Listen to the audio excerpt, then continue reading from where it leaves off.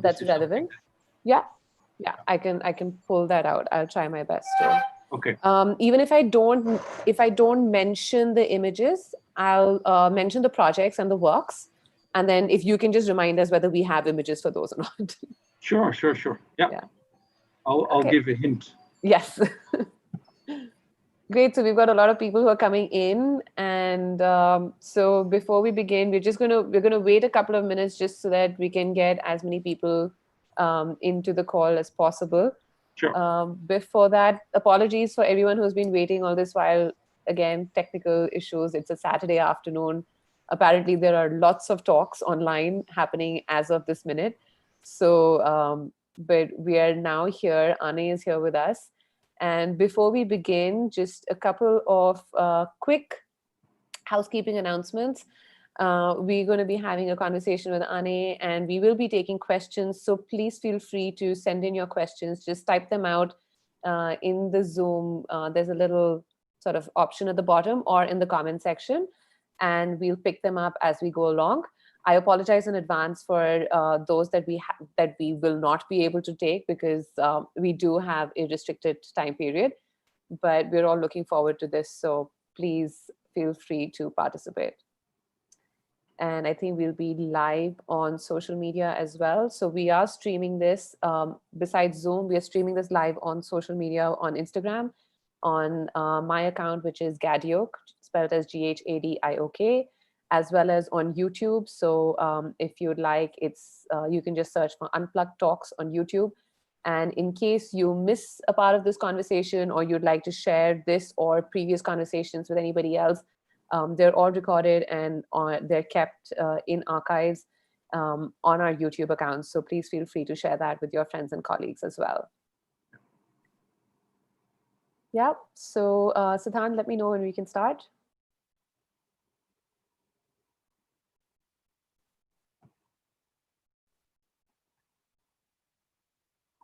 In just a couple more minutes and we should be good to go. For those on Zoom, I would request you all to keep your audio on mute, just so that we don't have any trouble while we're having the conversation. And then when you want to ask a question, we can always unmute you and bring you back up. So we're now live on all the platforms that we're supposed to be on. So I'm going to start here. There we go. So before anything else, I'd like to welcome everybody to the 6th episode of Unplugged Talks. It's an initiative by Matra Architects. Virendra Vaklu and I co-curate this, and it's been an interesting ride so far. We've had 5 conversations beforehand, and today we are joined by none other than Anne Feenstra, who doesn't need much of an introduction, but I have some interesting facts to share with everybody. So before we start, just once again, quickly kind of recapping, we will be taking we'll be taking questions and comments. So feel free to share your comments and questions in this little chat box underneath on Zoom and on Instagram, as well as on YouTube. And we'll try to pick up as much as we can. So firstly, thank you, Anne, so much for taking out time on a Saturday afternoon and joining us. We've got lots of people who are looking forward to this conversation, and we're very excited to have you here. Thank you. Thank you, Dhanyavad. I'm looking forward. Great. So I'm going to start with a quick introduction. Professor Feenstra was conferred the Global Award for Sustainable Architecture in 2012 in Paris. He is the former Dean of Architecture at CEPT University, Ahmedabad. He has also taught at SPA Delhi, in Kabul, and in Kathmandu. His pro-people, pro-ecology, material upcycle, and research-based body of work for urban processes like Delhi 2050, Missouri 2040, and ecological sensitive rural projects in Bamyan, Wakhan, Punjab, Ladakh, Uttarakhand, Assam, and Sikkim are widely published. It is impossible to bracket his work into an introduction, but I do hope that through this conversation, we can find out more about him and his journey and how that has unfolded over the years. So to begin with, Anne, I have to start by saying that, you are from Europe, but your currently sitting in Delhi, and it's unfortunate that we are not able to have this conversation face to face given the situation. But it's also quite an experience that you've had getting to Delhi. So I believe you took the last flight out of Sri Lanka to get here before the lockdown. What were you doing in Sri Lanka? Well, my wife has been working there for quite some time. She shifted her organization from Kathmandu to Colombo, and obviously I've been visiting Sri Lanka. I've not been doing big projects there, but I took a few initiatives. And but I think when this whole COVID thing hit the globe, I think a lot of us were taken a little bit by surprise. Mm-hmm. And Air India and Vistara and a few other Indian airlines had already stopped flying, but Sri Lankan Airlines was kind enough to get us to Delhi. We have a small apartment here, so yeah, we've been let's say stuck ever since. Actually, we're on our way to Kathmandu, and I think in the introduction there's quite a few people in Nepal. Namaste, SMA, Sustainable Mountain Architecture in Nepal. That's where I, at this moment, do let's say most of my practicing projects. Okay. And so you mentioned that you do some work in Sri Lanka. I know that you've got some interesting projects there. Do you want to start by telling us about the Living Heritage Project and also the mosque that you did for women? I thought that was fascinating. Yeah, sure. I think maybe for the viewers, it's interesting to have yes, an image of maybe we have some photographs of the mosque. I think there are 5 photographs. Maybe it can be shown by Ankit or Siddharth. I think actually I should have started with thanking you, Mrinalini, and Virendra, and Ankit and Siddharth, and the whole team for having me. I messed up technically a little bit. That's why we are delayed. It's not your team fault. But in Sri Lanka, I think the kind of the word architecture Sri Lanka, immediately everybody talks about the B word, and this is not big B, but this is Mr. Bawa. And I feel that if you look at what's happening in Sri Lanka today, there are really, really talented younger male and female architects who are trying to find their own language. I somehow got involved in heritage projects in Afghanistan, and I've ever since done quite a few heritage projects. And goal is kind of a initially Portuguese, later Dutch kind of fort jutting out in the Indian Ocean. And it has become very kind of exclusive for visitors. And the residents who are living there, they were kind of getting concerned to say, well, everything that is being done is for the visitors and for the tourists, but what about us? We have our family, our lifestyle, we have our culture, etc. So there was a conference, there were some residents, they invited me to come. I'd been there before, but then, and we basically got together with a good cross-section of people who live there. So the head monk of the Buddhist monk was there of the temple. The father of the church was there. The trustee of the mosque was there, and different kind of people. And basically, I said, if you want to do something as residents, it's very important that you start having a voice. Because if you don't have a voice, it will always be the entrepreneurs or the government who will decide what's going to happen to you, or organizations like UNESCO. So I don't know if we can get a slide of residents 1. Yes. Perhaps. So I kind of, one of the first things that I did is kind of with the team, we did our homework. It was a mixed team of,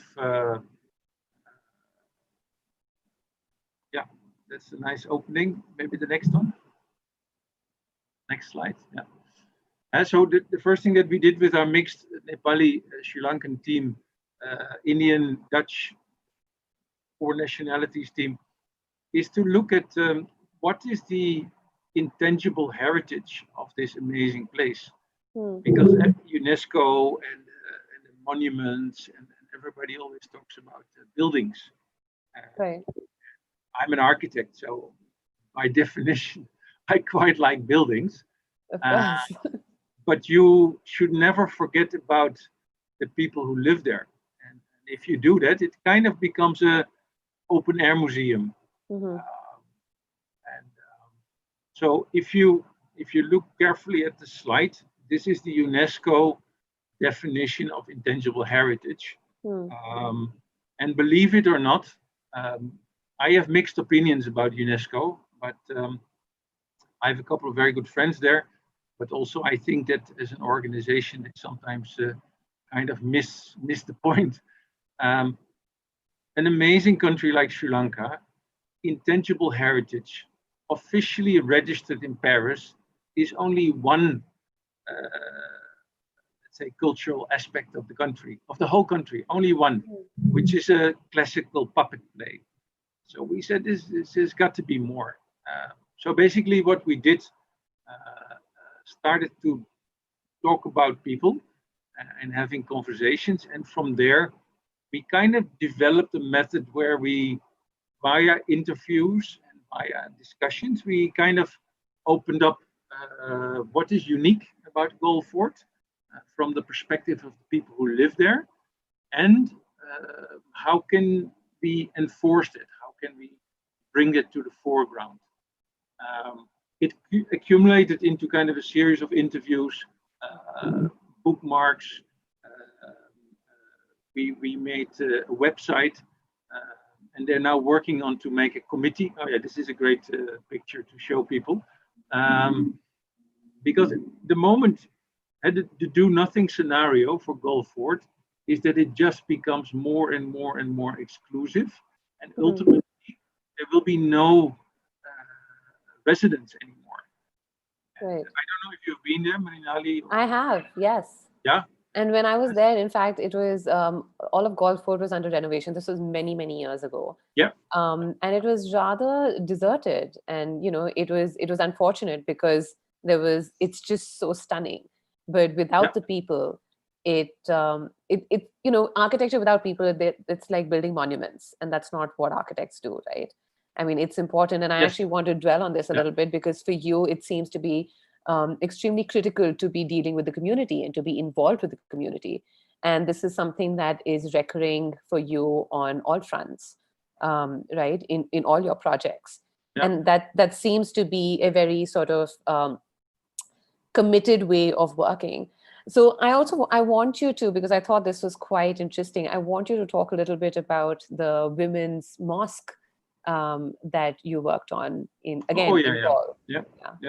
Well, I think that when you are speaking to a community and you see what is happening, you do your work that you do, and then at a certain moment, people talk to you and they say, actually, we're planning to make an extension of the existing mosque to give a special area for the women for praying. It is now all a little bit impromptu. So, and I said, well, that's interesting. And I had an interest in the mosque. It's a 1904 mosque. It has beautiful tiles. So I had been sketching and doodling and kind of taking some pictures, etc. And then I saw somebody showed me, I would say a line drawing. It was definitely not the design, where they had planned the praying area of the women, not even in the direction of Mecca.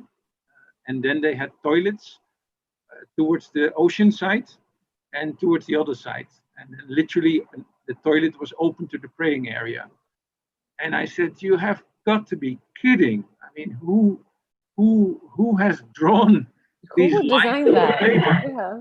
And they said, well, somebody assigned us an architect, and they made this drawing, and we don't exactly understand the drawing, but they said that this is something that would be good for us. I said, but what I know of whatever Islam and of mosques, and of course I learned a few things in Afghanistan. You cannot. You need to orientate the direction of the praying towards Mecca. That is a must. And of course, the ablution area and the bathrooms, they cannot be connected to actually where you pray. And then, of course, if you have the ocean wind coming in and you're praying and you smell the bathroom, that is not the most pleasant experience, is it? Yeah. So they kind of said, well, yeah, we don't know. And I said, well,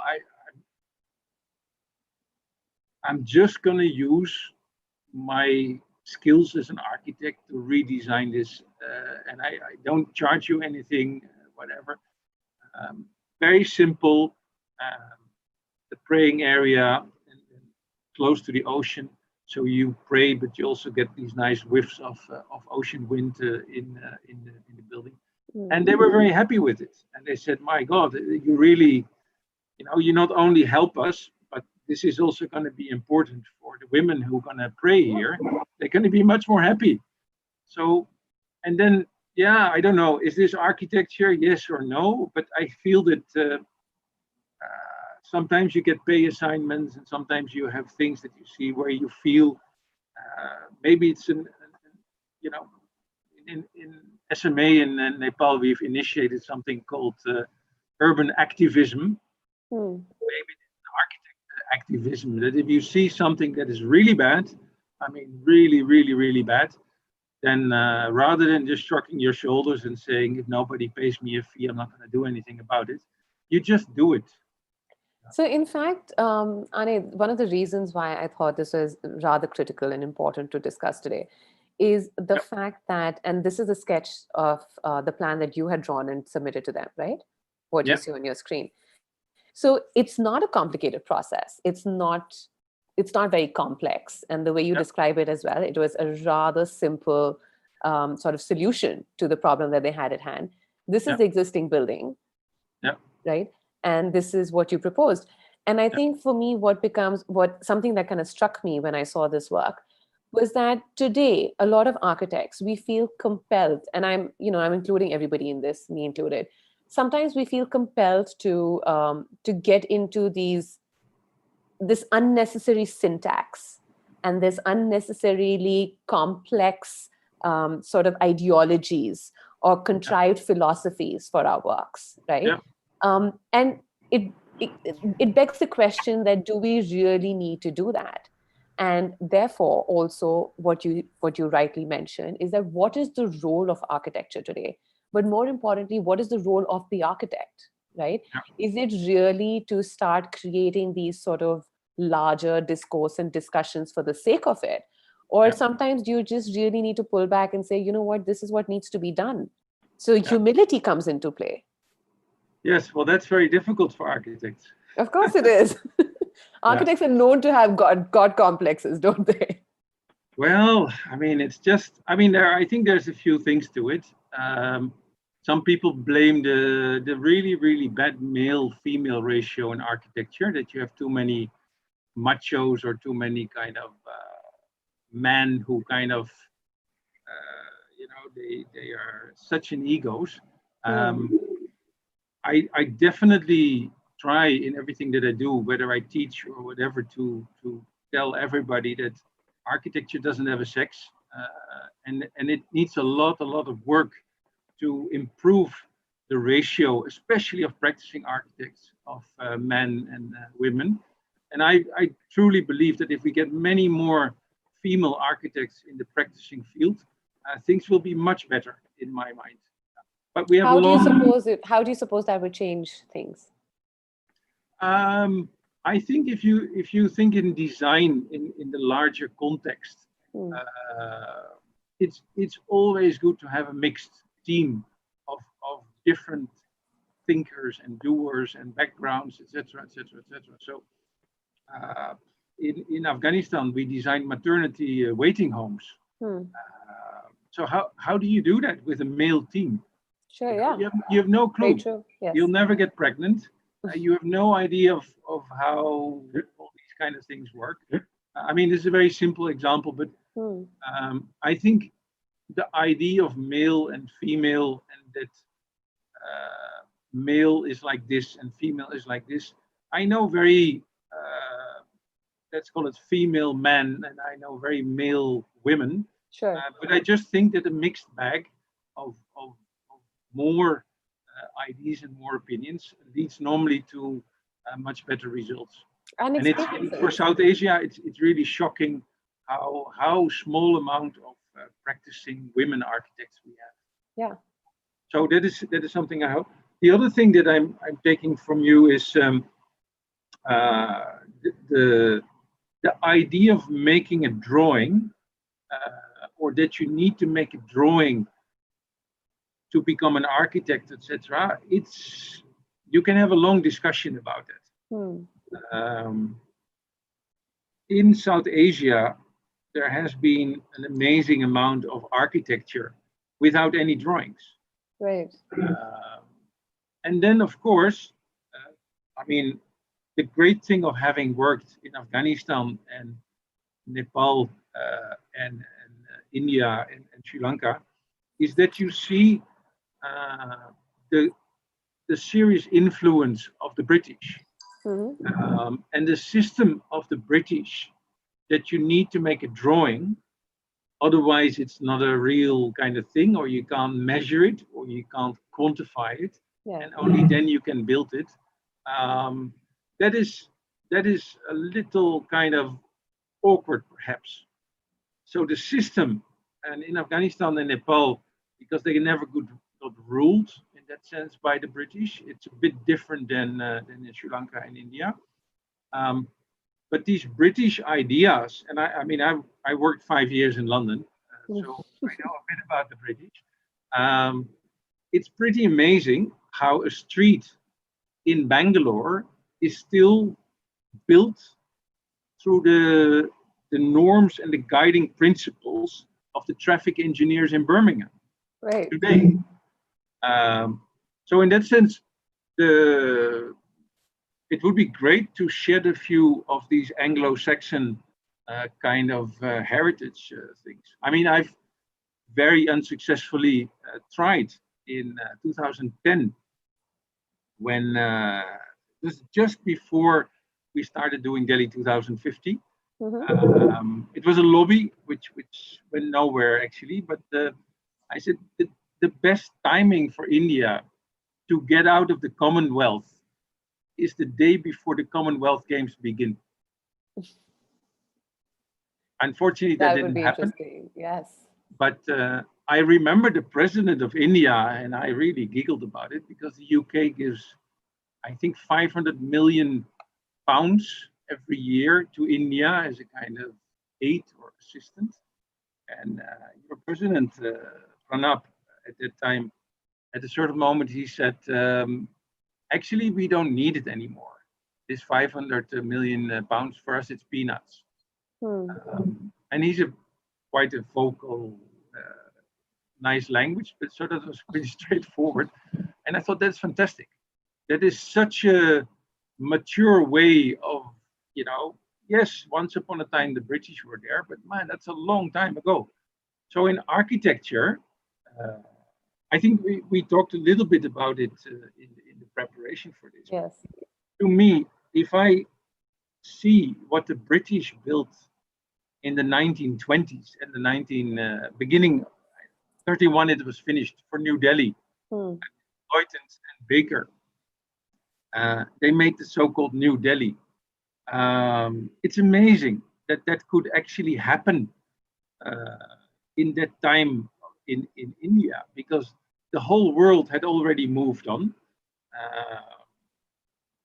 Bauhaus had opened, Russian Revolution had been there, etc. So British being British, they hold on very much to kind of their traditional way of doing things, etc. And it's in the history of architecture, it's a really, really a very latecomer. So I would almost say a kind of 19th century architecture, that was built in the 20th century. You did mention that, and you said that New Delhi, the British-built New Delhi, seems like that. But do you think, Anne, do you think that what we are building today in the 20th century is 19th century architecture, perhaps? Well, I mean, there's a whole discussion going on about what's going to happen to New Delhi in the future.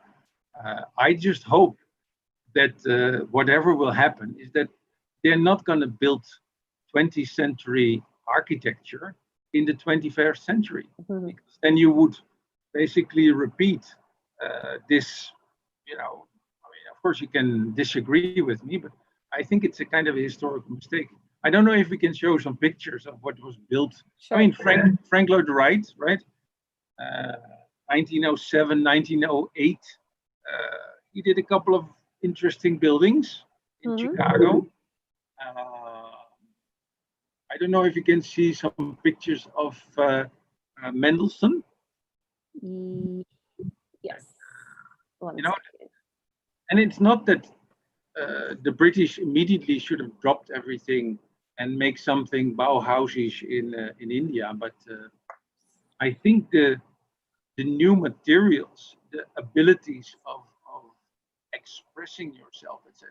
I mean, to make a 3 kilometer long vista and then this whole symmetrical design of the North Block and the South Block, my God, it's very 19th century, I would say.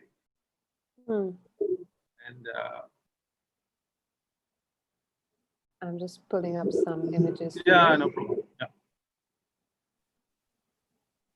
And I think this is an interesting discussion because today you can design anything, any style, postmodernist, deconstructivist, high tech, a mixture of all of these kind of things. You cannot. There's nothing that you can't build anymore. So that is also. Yeah. Can you see the image that I pulled up? Okay. Yeah. And so this is the Einstein Turm, 1922. And so this is 9 years before, let's say, New Delhi got completed. And if you go to the next image of, it is an open air school in Amsterdam. This is 1930. I don't know if we can get that picture. Yeah. Can you see it? I still look. I'm still looking. Are you still seeing Mendelssohn? Mendelssohn. Yeah. Oh, 1 second. Yeah. I'm just trying to do a couple of things together. So I studied in Delft, so you get a lot of modernism, and you get a lot of Corbusier, and you get a lot of the great, and of course Niemeyer, and the big names. This is Duiker, Dutch architect. The idea was to build an open air school where you would get more fresh air and you get more natural light. So the students of this school would be physically kind of more healthy. And that was something in the 20s and the 30s that came up. Tuberculosis was an issue also. So the architecture started to play a role to see if buildings could be made in such a way that it would increase the health. But if you look at some of these modernists, that's why I say that it's not per se that the British should have kind of invited a modernist architect, but at least somebody who understood what you were able to do with new materials, so to say, with steel, with concrete at that moment in time. If you look at an architect like Le Corbusier, he had built quite a few houses at that moment in time when New Delhi was built. Of course, Corbusier is an obsessive kind of man, as a character. He's obnoxious. He's completely mad in the sense of for the history of architecture, he's fantastic, and everybody should study what Corbusier has done. But to tell the women in Chandigarh that they should take their laundry down because it interferes with the color pattern of their buildings, it's kind of the only person who would say that is a freak. So it's a little absurd, isn't it? Huh? It's a little absurd, isn't it? It is, yeah. And Corbusier, of course, he was so keen to build that when the Nazis invaded France, he was quite okay with kind of saying to the new regime, the Vichy regime, to say, well, I'm an architect and I'm ambitious. What would you like me to build and design for you? So after the Second World War, it was a bit difficult for Corbusier to kind of, because of course the Nazis had lost the war and Corbusier had kind of collided with, let's say, the wrong guys. He got a job to do a house in Argentina. I haven't seen exactly who was the client in Argentina, but that could be an interesting little study. And of course, he did the Marseille project. Yes. Unité d'habitation. Marseille was not under the Nazi regime of France. So maybe they forgave him. And then basically India saved Le Corbusier with Chandigarh to give him a massive assignment. And he really started to build again. So I think architects sometimes are so keen and so eager to put their stamps on it, and they have these massive egos. I mean, Frank Lloyd Wright, beautiful buildings, absolutely important to study it, but also the ego, twice around the world, incredible. And then if you maybe can show the next picture of the Italian architect Giuseppe Terragni.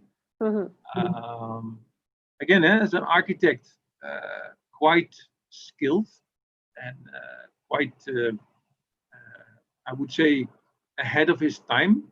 But from modernism, people went to, let's say, rationalism. And rationalism also had a bit of an uncanny side. So where Corbusier and modernism said buildings should teach people how to live, and buildings should help also in health issues and hygiene.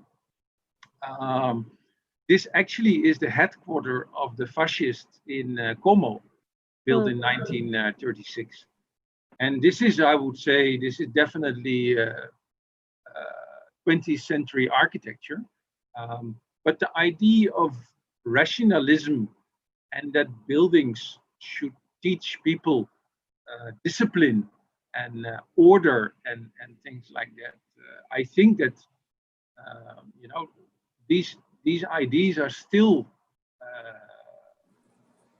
ideas that are embraced by quite a few people, that you build buildings to impress people, or that buildings will give more discipline or more order to things. And then it becomes, sorry. Yeah, then it becomes a bit kind of where architecture is going to tell people what to do, but the building is made for people, right? So how does that work? But tell me, what do you think? I mean, these are some of these issues that you're mentioning right now. I think they're still quite prevalent in today's time, right? And we're still struggling with a lot of those issues. What do you think are some of our most pressing concerns today?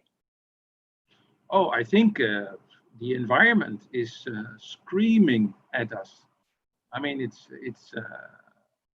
really incredible how we have been underestimated the environment and not realizing that we as people, we are part of the environment. We are part of nature. So yeah, some of us feel that we are the superior species and that we have enlightened and that we don't need to be afraid of nature anymore because we can control nature.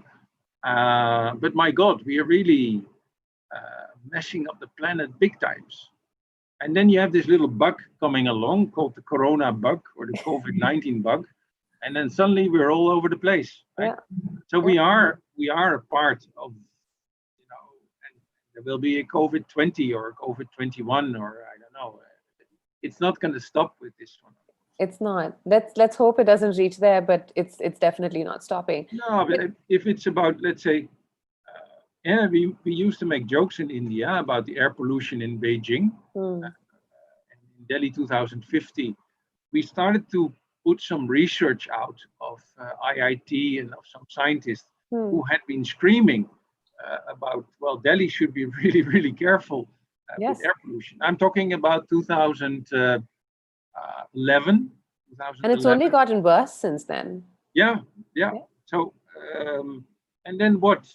Are we going to accept that we live in cities that are utterly unhealthy? I mean, in Kathmandu, we have an issue in the winter. Mexico City used to have a big issue. And so if architecture, I believe at least, is a solution, we should use that, and we should kind of not only make cities for cars and for kind of middle class and for human beings, but cities should be for more species. Of course. But it's interesting, you mentioned this comparison between the West and India and what's happening over here. I'm curious, and I'm sure others are as well, that being Dutch yourself, you were born and brought up in Europe, and you were educated over there, and you were raised in a so-called developed part of the world, right? You had all the infrastructure, you had all the means to yourself, you were given all the opportunities. And then you decide that, okay, I'm going to move to the subcontinent. Now, it's interesting because that shift at that point of your time, and you were, I would say, still in your formidable years, and you're kind of, still trying to take decisions of your life. But I'm sure you would have had to, your perspective on your own expectations, on your objectives, on what you wanted to achieve would have had to have shifted or had to have been influenced by something to make that shift and to come in towards this part of the world, right? So what made you do that? What made you kind of go off the beaten track and leave these contemporary big cities, and your contemporaries and people that you've studied with are now sitting and making glass and steel buildings, and they're attending suited meetings and high profile events, while you are kind of dressed in cargos and boots and trekking around mountains and working with the community. So what made this happen? And at what point? Well, I don't know. I think I've been very lucky, as you said, where I was born and where I grew up and where you get your education, etc. But I think also growing up, I'm a very curious person.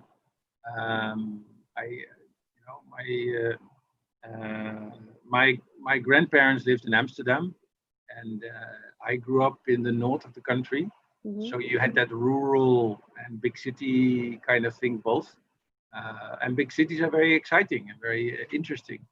But I think the pace of the rural, or the logic of a farmer, or just a common man, I think most architects highly underestimate how smart people are, and what systems, what wisdom we have built up over the years. And I think maybe we can show that picture from the cross section from Holland. Talking about wanting to rule nature. I mean, the Dutch, we've been fighting the sea, or it's a part of the Atlantic Ocean, but we call it the North Sea, for 700 years. The sea has been washing us away and sometimes killing people, sometimes flooding the fields, etc. There's a natural system with dunes that separates sediment, dunes that kind of came up. It separates the sea from the land. And I think, some people go to the Netherlands and they enjoy seeing all those windmills, but we built those windmills to pump out the water. So it's a very functional building, and of course now it has become part of the heritage. But yeah, if you look at the left side, that's the sea, and then the dunes. There's a few more dunes than only one. And then if you see that, I guess it's a KLM airplane. Our national airport is minus 4 meters below the sea level. And it interesting. Works. Yeah, it works because system of controlling the water and constantly kind of pumping out the water is invented by human beings, and I think the Dutch were quite clear about it. But of course, if you have global warming and you have sea levels rising, the difference only becomes more. If you see the buildings in Amsterdam, there's a lot of mud in Amsterdam. So you need to have pile foundation that goes 16, 20, 22 meter deep to actually reach the sand layers. So sometimes the water level goes up and sometimes the water level goes down. And that's why all these houses in Amsterdam are very cutely leaning towards each other. So it's not done on purpose. It's just basically that all the foundations have been messed up. Settlements. Houses need each other to kind of not fall over. Yeah. Anyway, if we can get the next slide for the Tunisia slide. I think this is one of the, I don't very often look back at things. I tend to look forward. But in 1973, apart from the fact that there was the first oil crisis that I can remember, I think there was either an issue with OPEC or there was something with Israel and Egypt. I was too young to remember that. But in 1973, this is my family. On the left side, my father. He's holding my little brother Jan, and then on the right side, my mother. He's holding my big brother Chebis, and I'm the kiddo in the middle. We actually went to Tunisia, to Northern Africa. And so you're 6 years old. I mean, I celebrated my birthday here. I like climbing trees, but the trees in Tunisia are very, very different than the trees in the Netherlands. And if you hear music in Tunisia, it's completely different than the music in Europe. Food, the smells, the markets, everything was different. So I think that, you know, you sometimes think back, where does this curiosity come from? Or the idea that different cultures have something interesting and perhaps you can learn something from that. It makes you reflect on where you come from, and sometimes you can appreciate more where you come from, and sometimes you say, well, actually, you know, that's a good idea.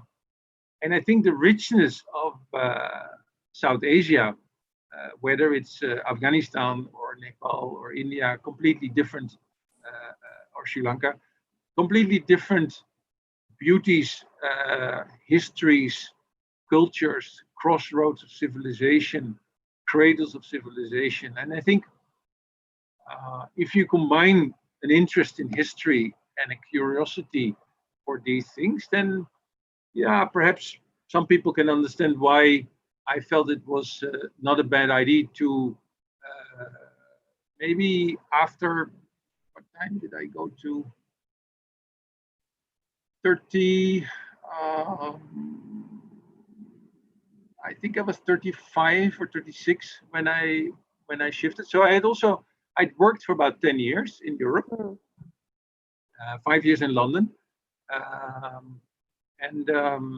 Yeah, I think it's just fascinating. And in Kabul, I started teaching at the university there, pro bono, because I felt, you know, I've been working for 10 years, I've been lucky, and These are boys and girls. They want to study 5 years of architecture.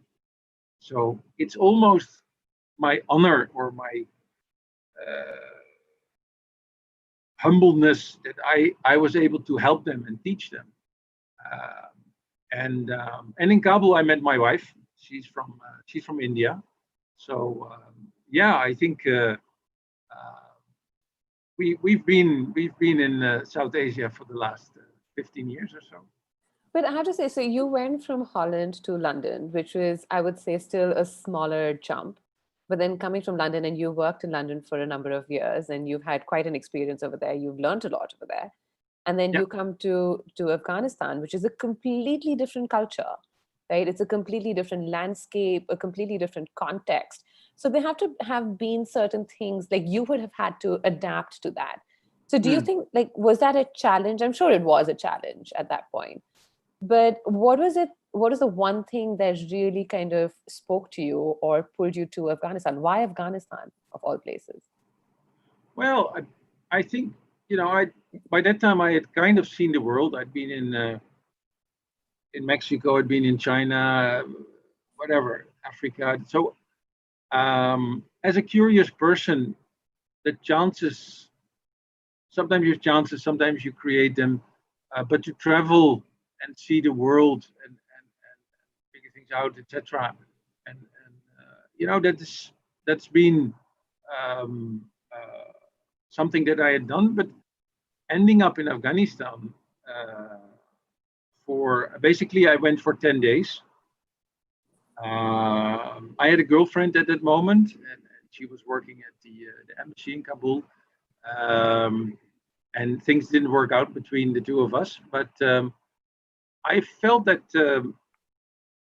different than what you see on CNN or BBC about the Taliban and Osama bin Laden and the Kalashnikovs and these wild meat-eating Afghans who were going to kill everybody. It's absolutely nonsense. No, I am not going to say BS because too many people are watching. But maybe you should. No, well, I think I've already said it in that sense. But I think if you look at the amazing culture of, the crossroads between the Chinese Empire and the Roman Empire, Silk routes, Samarkand, Khulm, etc. These are cradles of civilization. And I think somehow we have a lot of Afghans who are in the Netherlands and in Germany. So if you get a little bit of connected and you're able to see a bit more from the country, and because if you work for the UN or one of these organizations, you don't see anything from the country. You don't see anything of the people. And you're in your armored vehicle, you go from the ministry to the embassy to the UN and then back. And you have no idea what is happening in the country. But if you're teaching, and sometimes I took the bus and sometimes I took a taxi, you really get a feeling for the place. And sometimes you eat with them, and sometimes you go in the weekend, you go to the Panjshir Valley or to another place, etc., etc. And you think, my God, it's a beautiful country, absolutely fantastic people. And Afghans, I think, they're just really, really unlucky that during the Cold War and the Soviets and let's say the more the Anglo-Saxons, they kind of figured out a little bit of a games over that, and then of course you had the difficult times of the Mujahideen, the Taliban, and etc. But I think if we can, if it's not possible, but if it would be possible to give Afghanistan time, they would be fine. They would be all right. And the real problem in Afghanistan, I mean, this is not my subject, but it's coming more from outsiders, not so much, let's say, the Afghans themselves. Anyway, this is the Department of Politics. No, it's unfortunate because it is a land of such diverse cultures and so much it's there's such a treasure of beautiful things over there. I remember when the Bamyan Buddhas were destroyed. Yeah. I cried. I sat and I watched the news and I was tearing up because it was Yeah. just so unfortunate to see those come down. Yeah. But like you said, I guess we all sometimes just need to give each other some time. Yeah. Yeah. But I also want to talk to you about your move to India and Sure. what made that happen. And you spoke a little bit about your teaching experience in Afghanistan, and you've taught in different parts of the world. You've taught in Kathmandu and Sri Lanka as well. Yeah. But what's interesting, and I think this might be quite relevant for our audience here, a large part of who are from India, is that you were teaching at the SPA with Professor Chisti for a while. And excuse me, you were the architectural dean at CEPT, and I believe that you did some incredible work there. So it'd be great to know about that as well. Sure. Sure. But I think we have some time, so maybe if we can show the viewers a little bit of the some of the Afghanistan pictures, I think that would give a little bit of a flavor. I mean, otherwise they're just looking at my face, which is maybe a bit boring. We have a couple of photographs of your class from Kabul. Oh yeah, yeah. Give me a second. So I think I literally some of the students I was teaching with, and they didn't know how to hold a pen. So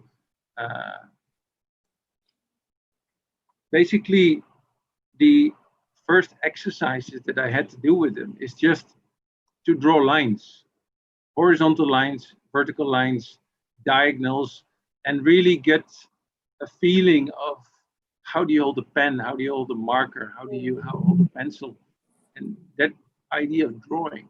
And I thought, my God, how long is this going to take with these guys and the girls?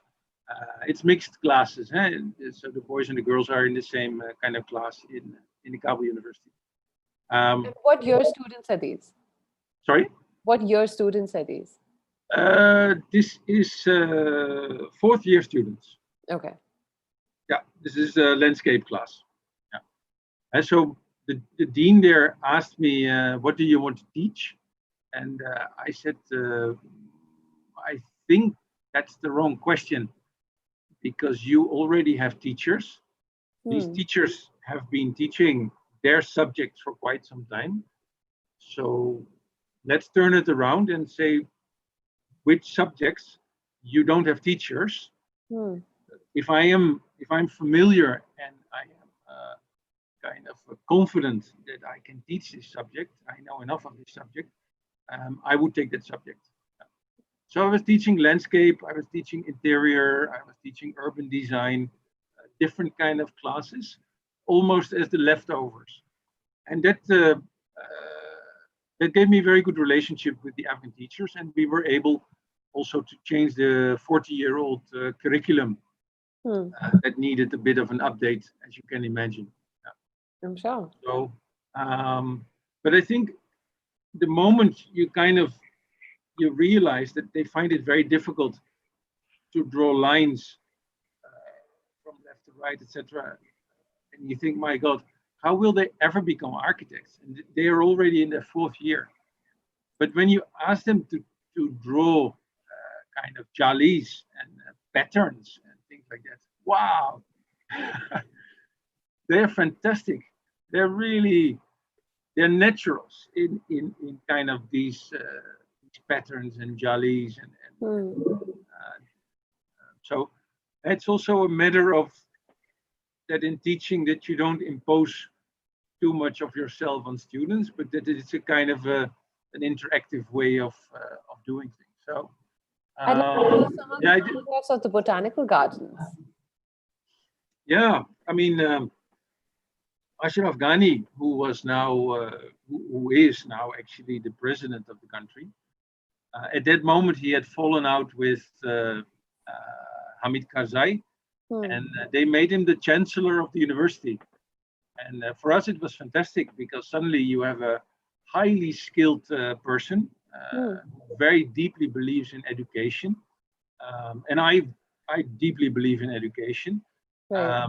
So we could collaborate with 4 faculties, the Faculty of Agriculture, the Faculty of Science, the Faculty of Pharmacy, and the Faculty of Architecture, on making, let's say, for the first time, a botanical garden for the university. And we were able to identify the plants and the trees and the species and the herbs, medicinal plants, etc., etc. Yeah. So yeah, it's yeah. This is on the right side. That is Latif, one of the Afghan architects in my team there.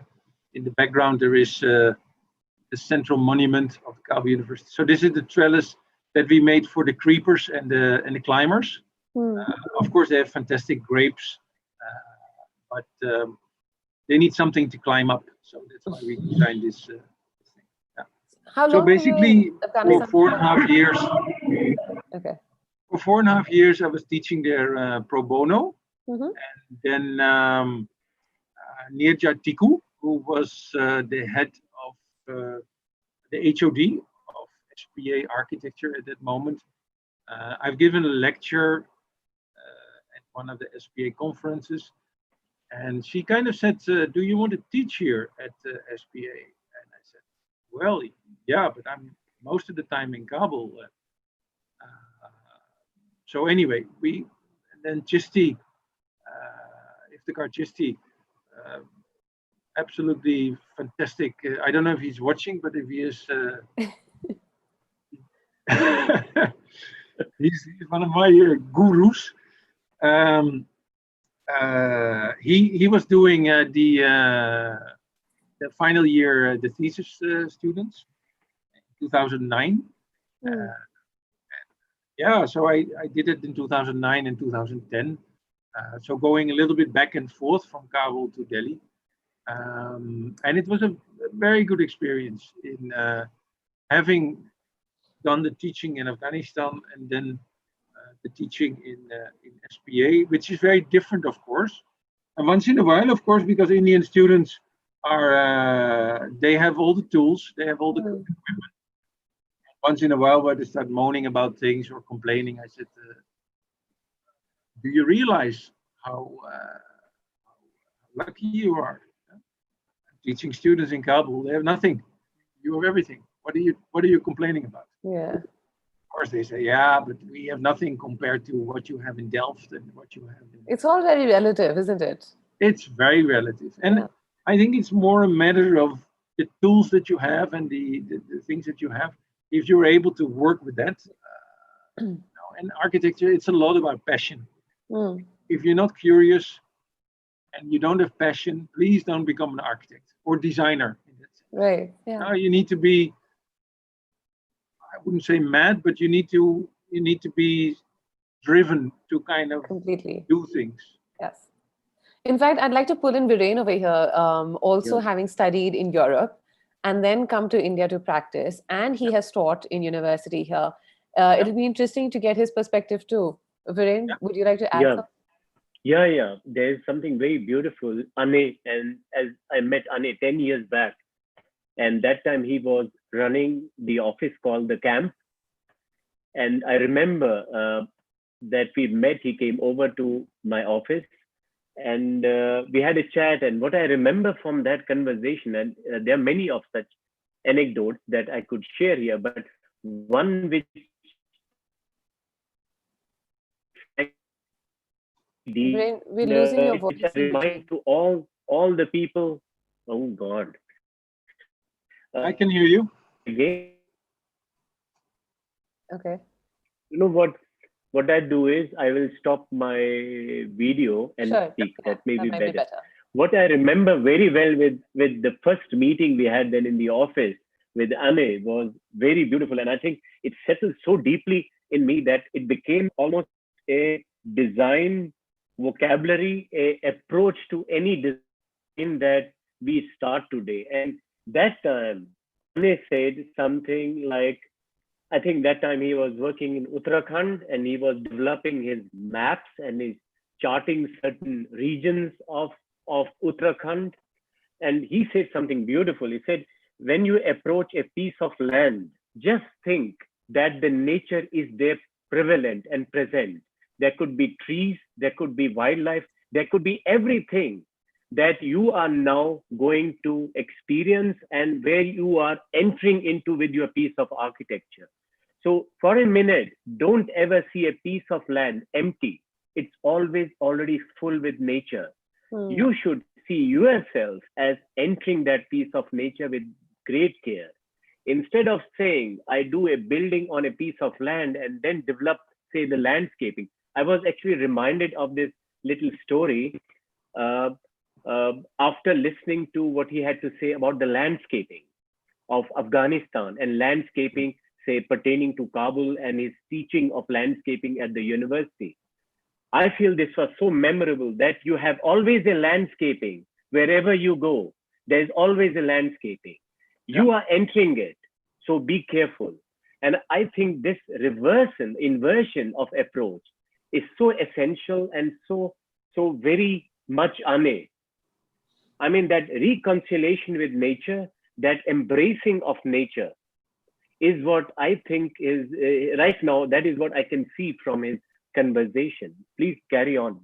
I thought to remind him of what he said to me 10 years back, which I value very high. I must tell you, this is one vocabulary or one approach which I can't ever forget. And I think we should all share that with every architect who works and enters and invades actually a piece of land, a piece of nature.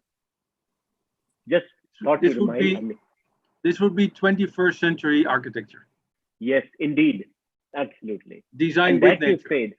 That you said, I think 10 or 11 years back. I well remember that. It was soon after we met at the Alliance Française, where I had presented and Ashok Lal introduced us to each other. I will remember that. I hope he's there today. I can't see his name, but he may be. He's being since then following your work. Yeah, Ashok is a great architect. And a good thinker. No, very good thinker. No, you are with a lot of good thinkers around you. Now I give it back to Mrinalini. Sure. Would you like to add anything to that, Anne, considering that was 10 years? So in the last 10 years, any new thoughts on it? I think it has only become stronger.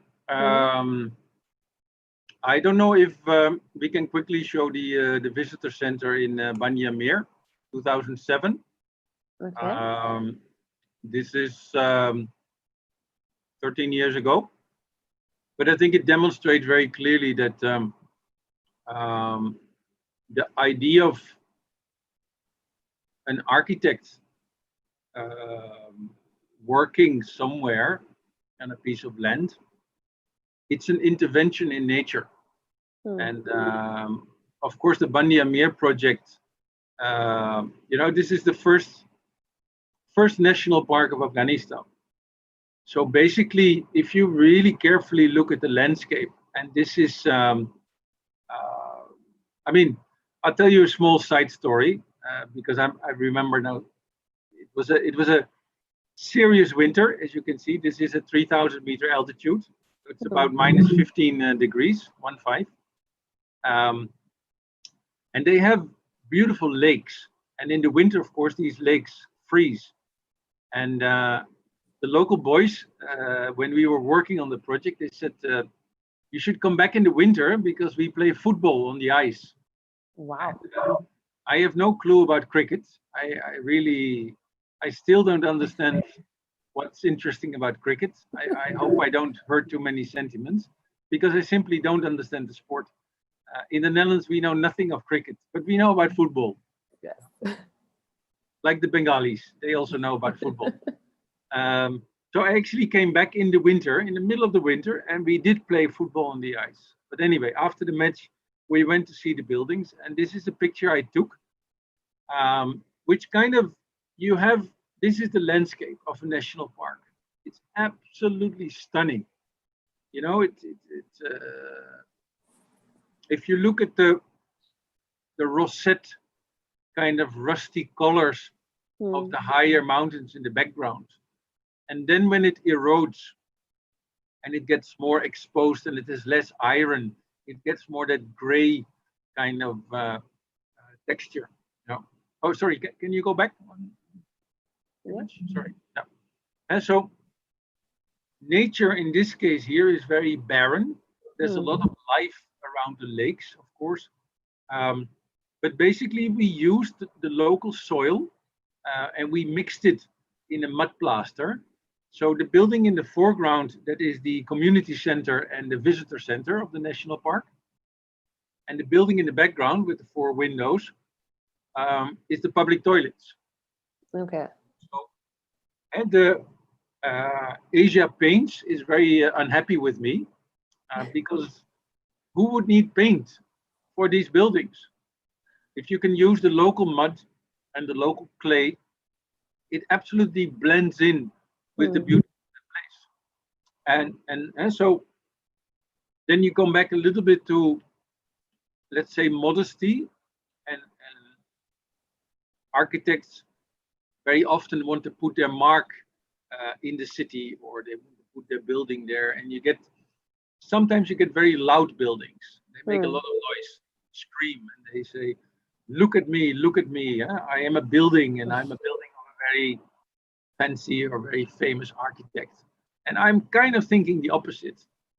And sometimes with students, I do it when I show an image of a project, which is a huge landscape, and then they sometimes can't find the building. And I say, well, that's a fantastic compliment. Anyway, maybe we can quickly go through these 2, 3, 4 pics. Yeah. This is facing the north, this building. We slightly curved the roof, so the snow is most of the time dry snow, and with this slight curve, it kind of blows off the roof. And then in the spring, you get a lot of water in that area, and then if you come back 2 months later, it's pretty green. And then, of course, this is facing the sun. If you're at 3,000 meter altitude, which is kind of Nainital, and then another 1,000 meters, or like Gangotri, it gets cold and you get snow. So this is one of the first buildings in Afghanistan with double glazing and passive solar energy. This is also a very, very comfortable building. And if you go back today, you will see that people now build their houses with double glazing and orientated towards the south. So they've seen that the community building and the visitor center, it's a kind of a double function. That is the most comfortable building in that place. And they're smart. They say, hey, if it works for this building, I'm going to work it for my house. But there was some resistance initially, right? Or some confusion. Oh, yeah. No, some of them in Afghanistan, they call you Ustad. Huh? They said, Ustad Anne, are you crazy? You cannot see that the building already have glass. Why you put another sheet of glass? So then you think, how do you explain to an Afghan in the middle of the national park the conceptual idea of double glazing? So we built a mock-up, and we had a thermometer, so we could actually show that the double glazing had a better kind of performance than the single glazing. And they were really puzzled because they said, what's the trick? What's the trick? I said, the only trick is that the air in between the glass is still standing air. It doesn't move. Right. That's the trick. They said, wow, well, that's interesting. So seeing is believing. And if you feel it, that is the next one.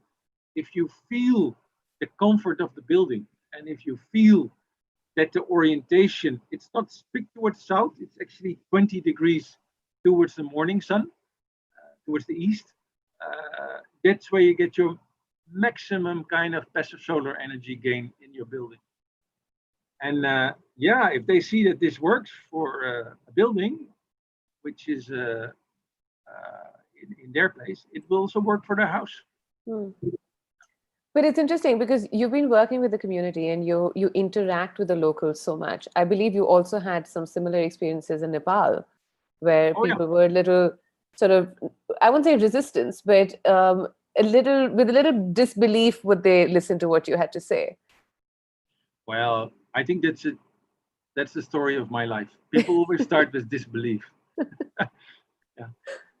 Now, but I think in Nepal, initially, we started, my wife and I, we moved in 2012 from Kabul to Kathmandu. She got a great job, and I said, take the job and I will follow. Things in Afghanistan were not going in the right direction, unfortunately, and it was kind of time to move on. And of course, in Afghanistan, you have earthquakes. In Ladakh, you have earthquakes, and in Sikkim, you have earthquakes. But in Nepal, you also have earthquakes. So initially in Nepal, it was very difficult to convince people that their buildings and the design should be earthquake resistant. Earthquake proof is not possible, because if you really have a 8.5 or a 8.7, then everything goes. It's just earthquake resistant, and that if you have an earthquake of, let's say, 5.2 or 6, that it doesn't immediately kind of come down. Right. That is the basic. But it costs money. It costs money to make it like that. And we've literally, with the Sustainable Mountain Architecture team, we have told principals. We don't have clients. We only work with principals. Clients is a very bad word for us. It's a kind of a collaboration more. We told principals that we will not do it without the earthquake resistance. Then you can find somebody else. And you can always find another architect or a building contractor who's willing to compromise on that. But I think it's very important that you stick to what you believe in. So in that sense, I think one of the lessons that Chisti told me is that he said, we are just very small ants on this planet. We're really, really mini. And in this planet, if something squeaks, something happens, a little bit here, a little bit there, let's say the tectonic plates, they move a little bit, immediately you have a tsunami or an earthquake and this kind of thing. So for nature, it's okay. And for human beings, immediately it's a disaster. Right. And we call it a natural disaster, right? Because the disaster was caused by nature. But actually, if you think of it, why don't we accept that you have earthquakes? Earthquakes are the norm. There will be earthquakes. After the big earthquakes, and don't get me wrong, on purpose, I flipped this map upside down. So I don't know if you can cursor on India for the viewer. Can you see that pink triangle? Yeah. It's right in the middle. That's right. And so it's not true that you have land and that you have sea. It's just that this is something that is visual. You can see it. The bottom of the sea is also land. These are all kind of, and earthquakes normally they happen at 9 or 10 or 11 kilometer deep. That's where the tectonic plates kind of start to shift. And Chisti was really, I would say, an eye-opener in how he talks about, let's say, these larger movements that, day to day, most middle-class people, you read the newspaper every day, but you don't think about the bigger picture. Architects, in my mind, have, if you create and if you have a possibility to make interventions in an existing landscape or an existing built environment or an existing urban setting, you need to think about these things, because it is a profession with a greater responsibility than, let's say, somebody who makes a sculpture or somebody who makes a painting. Architecture is, we have a third dimension. Architecture is making spaces. Of course, spaces is for people. So for people, right? This is It's something that you've also always practiced, right, in your teaching, that to kind of encourage your students to think a little bit outside the box, to to go beyond the ordinary, like you've done in your own practice. And what's interesting to note, and this is something that you had mentioned earlier, was this whole idea of how we are currently, so you did this at CEPT, and this was one of your main sort of attempts, was to get Indian architects to look beyond the conventionalities of the West, of the Americas and Europe, and to start looking at contexts that are a little more similar to us. Would you like to elaborate on that? I thought that was quite interesting to see that, you know, it's important to kind of get out of this little box that we're looking at, and to start experimenting a little bit and becoming more and more curious about what it is that we're actually talking about. Sure, yeah. I mean, we talked a little bit in the beginning of the conversation about making a drawing, right? Mm-hmm. So, although if you are in Sri Lanka, I think it's very, very important not to look at the work of Bawa, but to look at the work of the younger Sri Lankan architects. If you're outside of Sri Lanka, it's very important to show more of the work of Bawa, because how Bawa and his team, like Chana Daswata and other people in his team, the way they make their drawings is absolutely fantastic. So is it landscape, or is it building? Is it inside, or is it outside, or is it so very suited to the tropical conditions? So I think, I mean, Bawa spent a little bit of time at the AA and more time hanging out in Italy, because he was a rich, spoiled kid. But the way he was able to combine landscape and architecture in the drawings is just amazing. So yes, there is a program, a horrible program, absolutely terrible program called AutoCAD.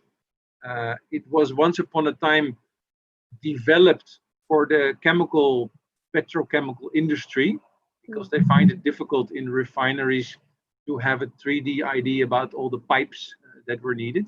So AutoCAD is not made for architects. It is made for chemical engineering. That's where it comes from. Anyway, unfortunately, most architects use that program. I think there are much better softwares available. But at CEPT University, I noticed, just because there had been a very, very long tradition of doing things in a, I would say, slightly similar way. So the man before me had been there for about 25 years. Great thinker, Nilkant Chaya, really a very nice human being. But I think when you're somewhere for 25 years, perhaps also it's not bad to get some new challenges or some new ideas into kind of the system. And I felt that having had some CEPT master students in our studio, in our camp in Delhi, and they were really bad. I mean, really bad in terms of what they did not know, just the basics. So that was a good incentive to kind of see, well, maybe I would be able to change something in CEPT and see if it is possible to link it more to creating a confidence in students that once you graduate, that you can actually fly out, that you have a lot of opportunities, a lot of choices. Maybe you want to settle down in Baroda and get married. Maybe you want to do an internship in Germany. Maybe you want to travel through Africa or work in Singapore or something like that. But at least that you have students who are empowered, who have skills, who are able to go and, you know, do something that is meaningful. And I saw when I came there first, a lot of students were really confused when they graduated. They said, yeah, we graduated now and we know how to do this and we know how to do that, but I have no clue what I want to do now. So I thought, how is it possible? You've done 5 years of architecture. How can you be confused? And they say, yeah, maybe, I don't know, maybe I spent some time in Goa. Yeah, right. I mean, come on. Beginning of your kind of career. Yeah, you work with a contemporary artist, or there's so many opportunities. Anyway, go back to the drawing kind of. So one of the electives, because I was keen in CEPT not to be an administrative dean or a dean who was sitting in his big office and whatever. I actually had one of the smallest offices at CEPT because they had made a big office for me, but the big office was looking out over the car park. I hate cars. So I said, I'm not going to take this office. And they said, well, but we had prepared it for you. I said, I'm not going to look out over a car park. So I ended up in a very small cubicle, which was all right because I kept the door open. But having said that I would become a teaching dean, I also thought, well, I should teach then. So I did a studio with Mickey Desai. I was doing an elective, and this elective was purely focused on two individuals who completely have a different working method. One is from Chile, Alejandro Aravena, and one is from Germany, Anna Heringer. And if you look at Anna Heringer, where she comes from, where she studied, how she draws, how she does her projects, it's very, very fascinating. So this is something that you expose students to, a completely different approach of how to make architecture. And Alejandro, of course, I mean, one of our Nepali colleagues at a certain moment, he needed a break for several kind of reasons. And I told him, go to South America. And he said, South America? I said, yes. Really, really, really fascinating things are happening in architecture in South America at this moment in time. If you look at, this is not the Brasilia of Mr. Niemeyer or the standard, blah, blah, blah. But look at what's happening in Colombia. Right. It is not Pablo Escobar anymore. There's really good architecture happening there. Look at Peru, look at Bolivia. And of course, after we started the elective in about, I think 4 or 5 weeks time into the elective, he won the bloody Pritzker Prize. And then suddenly, 60 more students wanted to join. And I said, no, you should have thought about it when it was on offer, the elective. You can't join the class. Anyway. But isn't that something that happens that, especially with students, this whole phenomenon of the starchitect and the master and people who kind of just want to follow the limelight. How do you deal with that at that age? Have you ever had to broach this subject with your students? Yeah, I'll come back to that. Let me first finish the story about Alejandro. Yeah. Anyway, I met Alejandro in Mumbai, and the way he draws is, again, it's a very, very different way. So normally if you make a section and the material that you cut, you make it darker. And so you have, let's say, a concrete wall or you have a stone wall, you cut it and it becomes dark. Yeah. Maybe an anthracite or something like that. But that's how you standard are taught to be sections. Alejandro makes it white, what he cuts. So that gives you a very different kind of way of reading the drawings. And, if you ask him, he says, well, it's about making space. So it's not so much about the material and the heaviness and those kind of things, but it's about the spaces. So the students, for a full semester, they were exposed to who are they, where did they come from, who were the teachers that inspired these guys, etc., etc. So almost also to demystify, and that,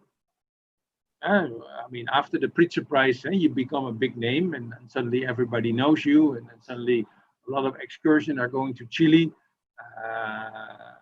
The Archipri International went to Chile in 2019. Suddenly it becomes a kind of known thing.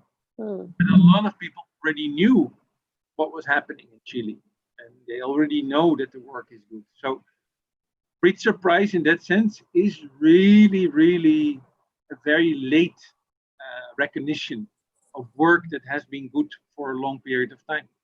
If you look at Doshi, I'm really happy that they gave him the Pritzker Prize, but perhaps they should have given it 25 years ago.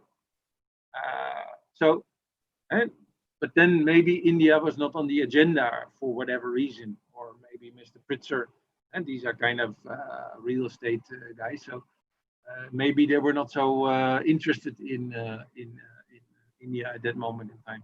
So I think the idea of star architect is, I find it, I understand it, and I worked for a fairly famous architect in London myself. But in a sense, it's really strange, because the profession of an architect is very much that you create something for people. Something where people play, if it's a school, or where people learn, if it's or where people heal, when it's a hospital, or where people sleep, or where people make love, or where people dance, or where, you know, it's always for people. So if you become a star, then you kind of, you get a fan club, and you get a kind of, so how does that work? I mean, when I worked in London for about 5 years, we were working in a master plan of Rem Koolhaas. And some of my friends work for Rem Koolhaas. And he is a brilliant, brilliant guy. He's made a tremendous contribution to architecture and the history of architecture and the future of architecture, maybe. But he doesn't really like people.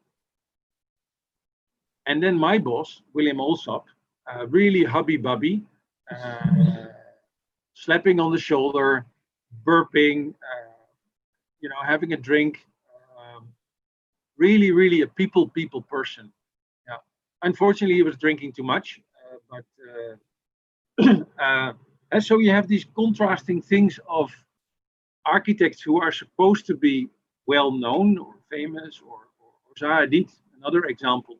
And the first time I met Zaha Hadid, I basically really bumped into her at the AA. And it was a little bit like, it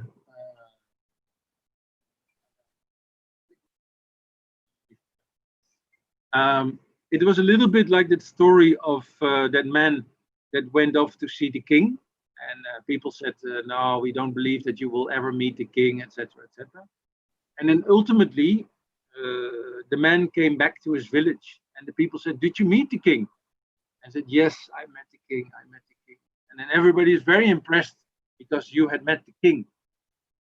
And then afterwards, all the people went away. And then one young boy asked, so what did the king say? And then the guy said, the king told me actually to get out of my way. And this is what Zaha Hadid told me. Is this what Zaha said to you? Yeah, get out of my way. So I met Zaha Hadid. Wow. I mean, met her a few times later, and then whatever, we had a normal conversation. But the idea of star architect is that you are greater than great, and that you are somewhere on another planet, and that you are whatever. I find it really very 20th century. And it fits very well into, you walk into a school of architecture, and then you have what, Frank Lloyd Wright picture, and then Louis Kahn picture, and then Corbusier, and then whatever. And that's it. While I think I'm not so interested in myself, why don't you celebrate the architecture? Why don't you celebrate what they stand for?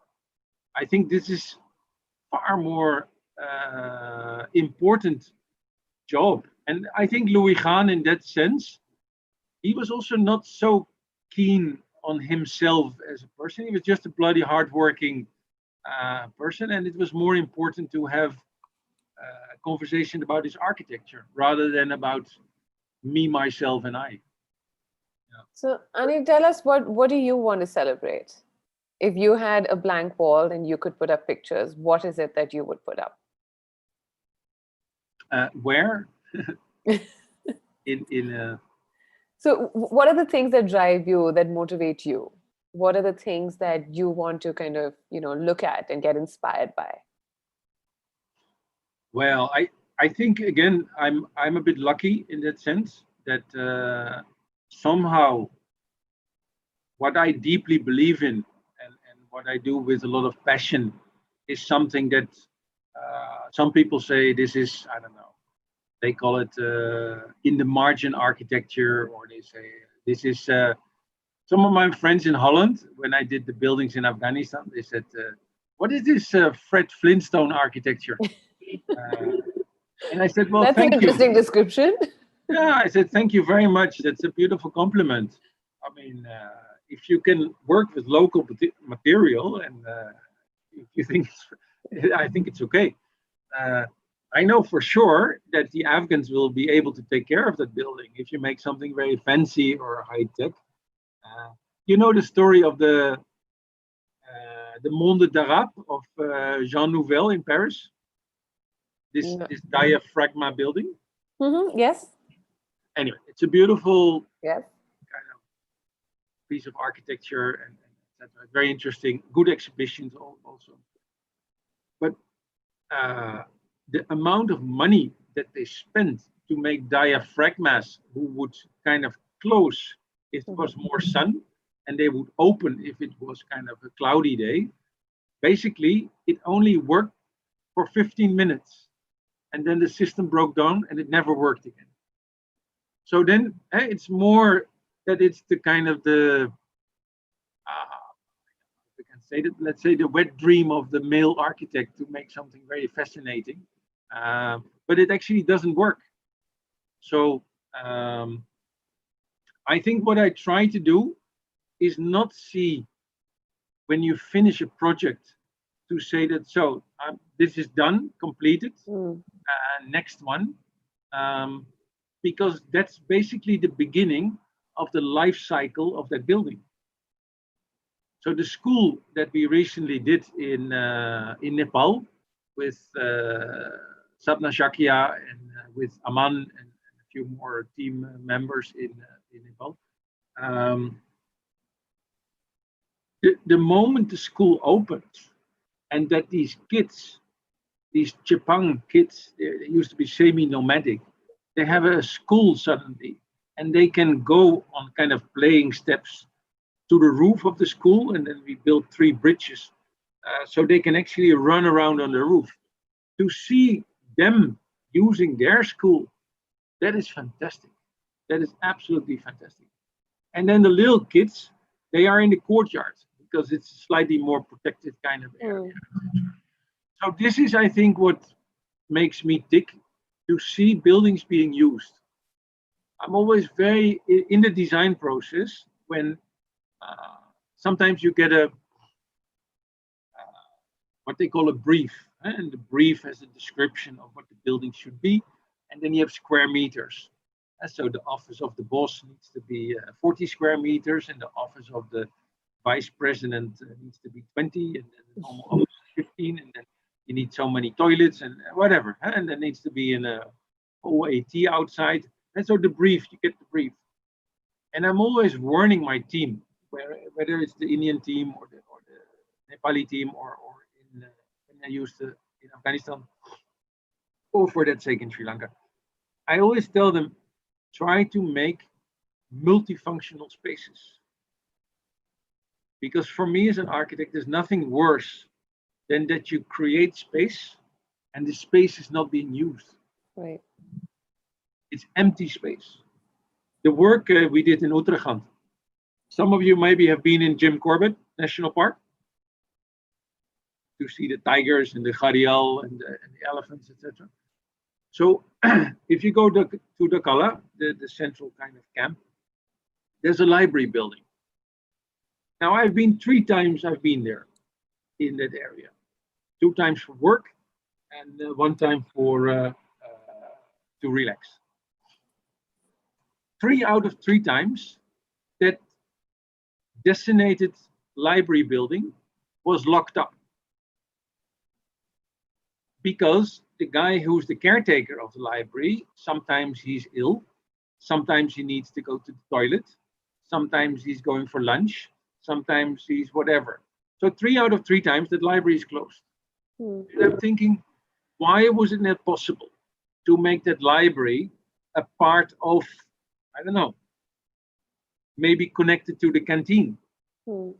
maybe connected to a guest house or maybe connected to whatever. So you don't have individual buildings with individual doors and individual locks. So I think it's the sense of making square meters, or in our case, kind of cube meters, and having cube meters that are being used is ultimately satisfying, rather than empty buildings. And if you work with, let's say, richer principles, again, I don't mention the word clients, they seem to be very good in wasting space. So you get a lot of spaces and a lot of rooms, not that they use it, but just to have it. Yeah. Because my friend has 22 rooms, so we would like to have a house with 25 rooms. So wow, how are you going to use 25 rooms? It's interesting. I have a tiny apartment and we have 3 bedrooms, and there are times when I actually go and sit in the other room thinking that, oh, I haven't used this room in a couple of days, I must go occupy it because there's nothing else for me to do. But I feel compelled to go and use that space. Yeah. Nice. I'm going to take this opportunity to pick up a couple of questions that we've got. We've got Rajinder Khazanchi who's asking, having worked in the subcontinent, Anne, do you see architectural sensitivity in the planning of buildings? And do you find the architects in the country comparable with other practitioners in Europe or the Americas? Well, I think if you talk about planning and let's say urban design, I think there's a challenge because the way urban planning is done at this moment in time is very much following, let's say, the British books of how you land use and then. And I think that the British are not so good in planning. They can make great buildings. They're very good with steel. They're very good with glass. They're very good with details. They're excellent with tea, and they have great bitter beer. But they're not so good with, let's say, planning. And there are very little successful examples of that. That tradition is coming much more from, let's say, the Germans, the Danish, the French, a little bit the Dutch, and that kind of, they have more planning kind of things. I believe if you look at the subcontinent and the historic way of how planning was done, I see a lot of similarities with South America again. So, I mean, the southern parts of Europe also have similarities. And so if you really look at Jaipur and how Jaipur is organized, and you look at, let's say, Barcelona, or you look at Genoa, and there are similarities in planning examples, I would say. But I really, maybe today I should encourage people to kind of really discover the continent of South America. You will not believe how relevant this is for South Asia. And it's just because it's really far away and that we have nobody who's living there, or no friends, or no whatever, that we don't know. There are far too many references to Europe and to the US or Japan or whatever, Singapore. But, so South Africa, guys, that's where things are happening. South America, sorry. South America. You also mentioned Southeast Asia earlier. Yeah, well, I'm not a very knowledgeable person about Southeast Asia, but I do think that, for instance, the model that they follow in Singapore is, it's a very different kind of equation with Mr. Lee. And they're trying to change things a little bit, but yeah, I think, in that sense, I think some people in India are obsessed by China because the Chinese system. That's changing now. I hope this is a temporary kind of thing. Yeah. I don't know. I'm not so much into kind of politics, but I think the general obsession of some people in India with China is also with the system.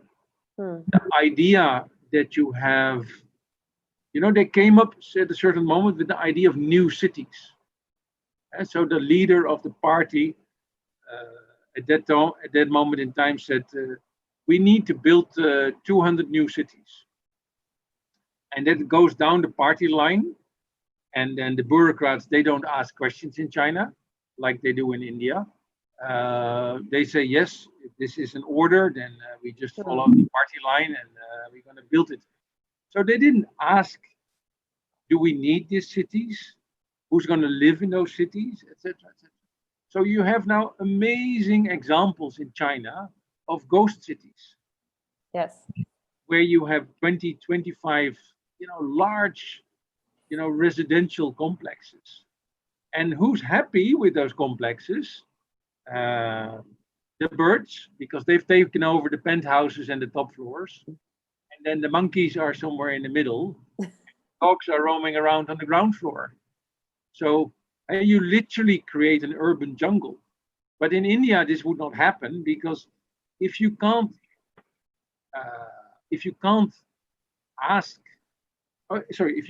answer the question in India, who are these cities for?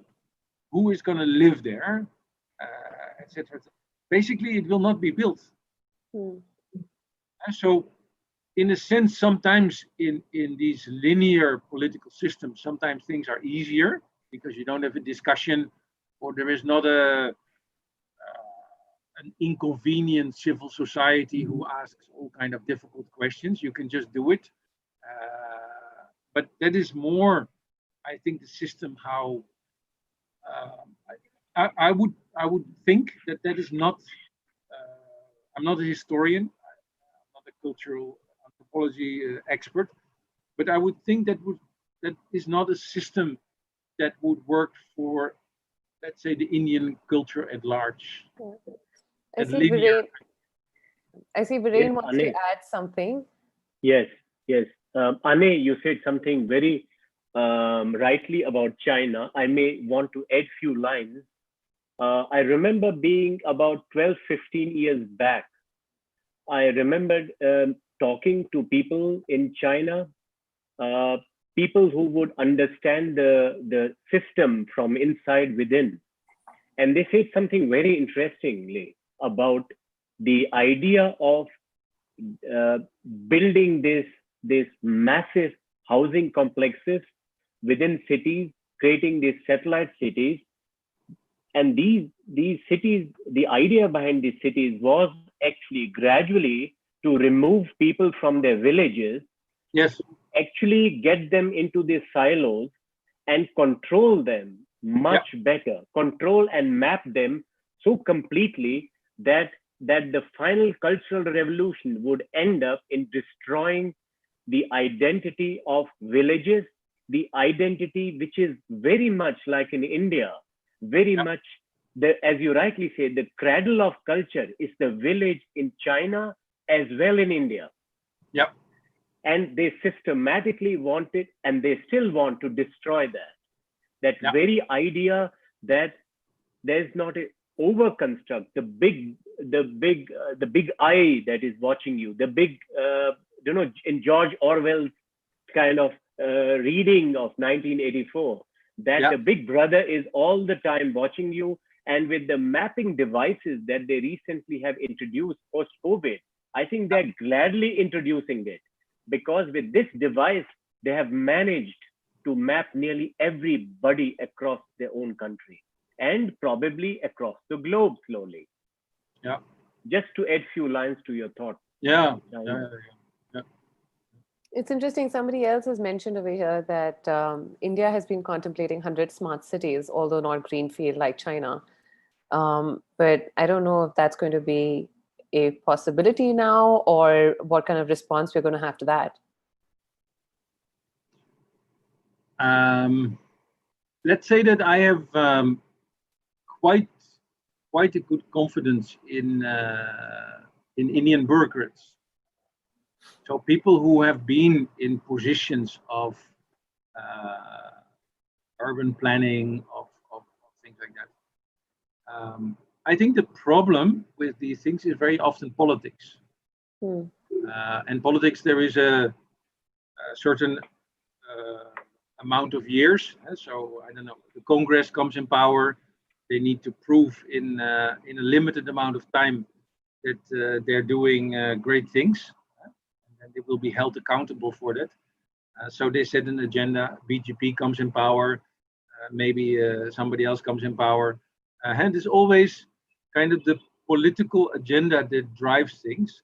And I think cities, a lot of cities in India, they've been built over many years. I remember when I first came to Ahmedabad that was for an exhibition in 2009. So I asked, so how, walking around in the old city, I said, how old is Ahmedabad? And they said, Ahmedabad is a relatively young city. I said, so what does that mean? They said, it's 600 years. So that's an interesting thing, no? So go to the United States and say that the city is 600 years. They would kind of say, oh my God, how is it possible? Yeah. So that's a young city in India. So then, you know, if you've been around for 600 years, what's the hurry of quickly making things like this and that? So I think it's yeah. In that sense, I mean, the last time I gave a lecture in Paris, it was called slow architecture, where I believe that's maybe a bit idealistically. Maybe, is it possible to show the 2018 Mariska green roof, Nepal? Yes, of course. Yeah. I will just pull it up.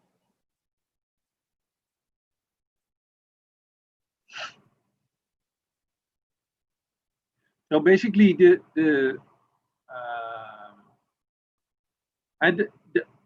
idea of architecture being one of the 7 great arts of this planet, or let's say the great components of cultural expression, we try to contribute to civilization and continue to make civilization. And you can do that in a very theoretical way and write books about it and teach in academics and things like that. I do that. But sometimes also, last year I had my niece coming, Mariska, from, she's now in Los Angeles. She's an artist. And I said, let's build a trellis. So we cut literally the bamboo, and let's say we trimmed the trees in the garden, and we actually used it to make a sun shading device. And if you look carefully at the top left, middle left, you can see that I made a roof garden there. The light green kind of triangle on the left. Yeah. And so that's a patch of 15 square meters, 1.5. At this moment with SMA, we've actually been doing 3 roof gardens now, and I hope there will be more. And I think the moment that you create these things in your own environment, you actually become an urban activist. And in this canopy of leaves and greens, etc., 2 bird families nested there. And the roof garden is visited very often by dragonflies and butterflies and birds and all kind of bees and things like that. So in a small way, you can contribute to things. Can you show the design for nature picture? It's one above. Oh, sorry. Yeah. So is this architecture? It's a question. I don't know the answer, but to design something actually for insects and to design something for bees, and this is in France, where insects and bees and etc. are really, really important for our planet. So maybe architects can play a role in making cities more healthy, and not only for Homo sapiens, but also for other things. I mean, with our team in Nepal, we are doing one project for the red panda, and with our team in India, we do a project related to the snow leopard. So I think, in a sense, we are, I think, getting there as teams to not only make buildings for human beings, but also to maybe go beyond. One of the favorite projects of Rahul Malhotra is always the elephant sanctuary that he made. So it's rather interesting. We've kind of come full circle. We started the conversation with what is the role of the architect and what is the role of architecture today. And it's interesting to see that kind of we've mapped this journey and come back to, again, questioning that, right? And I don't necessarily see there needs to be a definitive answer to that. But as long as we keep questioning it and we keep asking ourselves, what is it that we're doing and why we're doing it? And that's precisely why we wanted to have this conversation with you today, Anne, is to see what is it that drives you to do the kind of work that you're doing. And we've been getting a lot of comments from all the platforms that we're streaming on, saying that it's been an absolutely inspiring talk. And I will say that for myself as well. It's been, we've been talking for almost 2 hours. So unfortunately, we're going to have to cut it a little short. And I know that we could have continued this for much longer. That's right. Maybe we'll have another part, like a second part with you in a couple of weeks.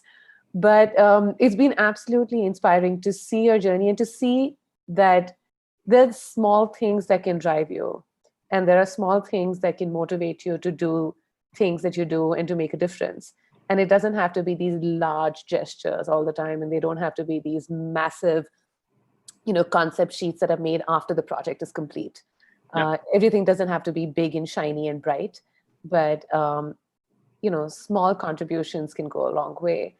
I'm going to invite Viren to share a few thoughts before I close the session for today. Can you show two more? Can we show two more? Can we show two more images? Yes. Tell me which ones. I'm thinking about the image of the mud mixing in Nepal. If you scroll down a little bit. It's not this. Can you tell me what it's titled? Yeah, a little bit more down. No, under this. Oh, Sagarmatha? SM. Yeah. 1 second.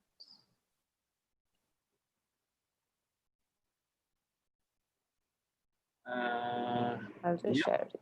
1 second. I'll just check. Please. So this is a project. Oh yeah, this picture. Yeah. So basically, this is working with the team in Nepal at 3,800 meter altitude in Nepal, on the way to Mount Everest. We're building a waste upcycle center, and we wanted to not use too much cement. So you can see in the background the concrete ring beam, but the mortar for the stones that we're using is basically a mud mortar. But we had to use the dung, the yak dung, and I'm dancing here in the yak dung to make it into a good mixture. But then ultimately, maybe you can show. That's the role of the architect. I think this is maybe a great picture too. But you end up with, if you can skip 2 pictures down. This one? Yeah. And so this is the building with the mud mortar. And again, you see the passive solar light coming in.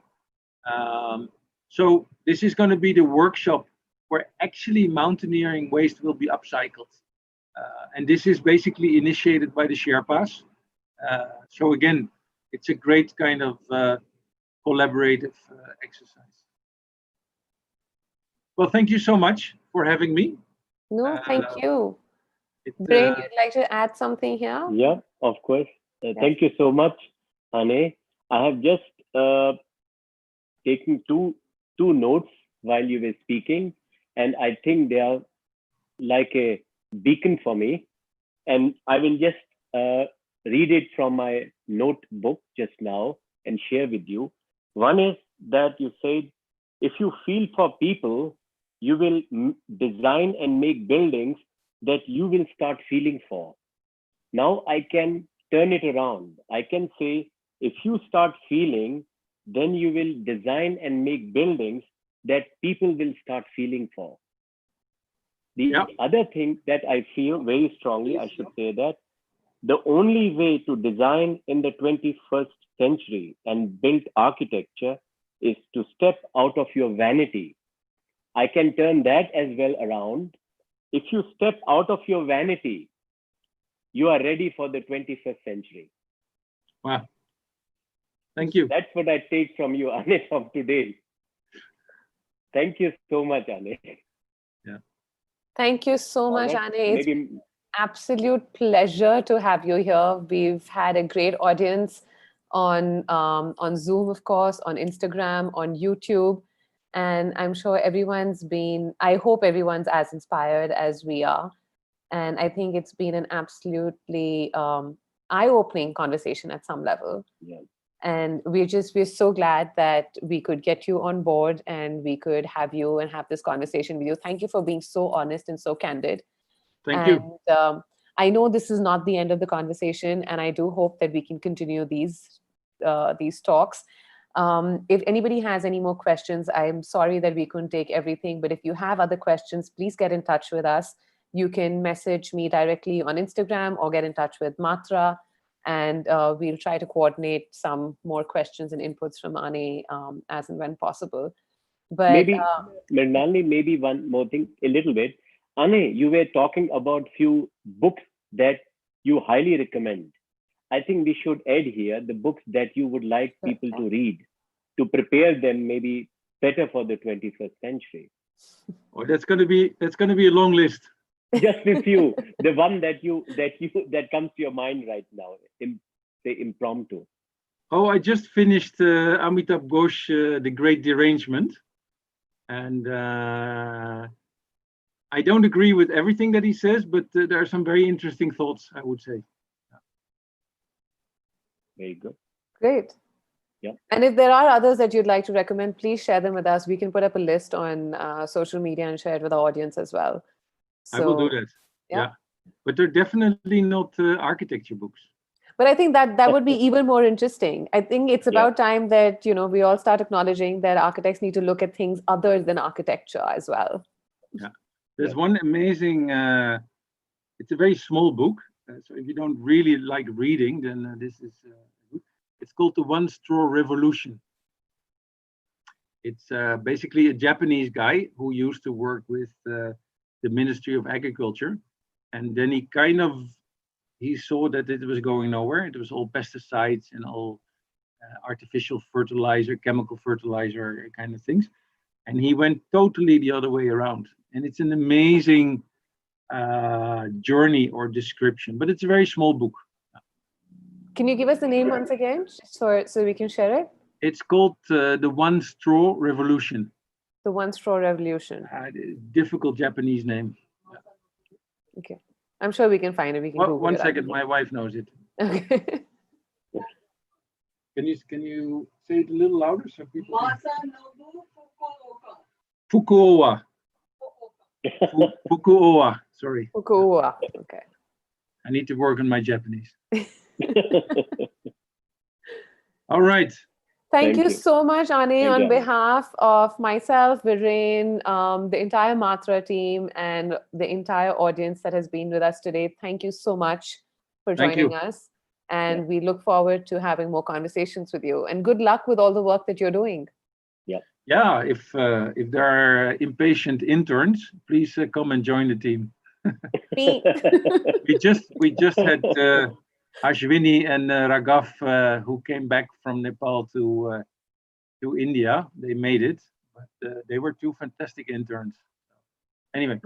Oh, lovely. You might be hearing from me very soon then. In that case, you need to find somebody else to do these conversations. Okay. You think I'll let you go so easily? Thank you. Thank you, Anne. Have a good Bye-bye. weekend, everybody. Good night. Thank you. Bye-bye.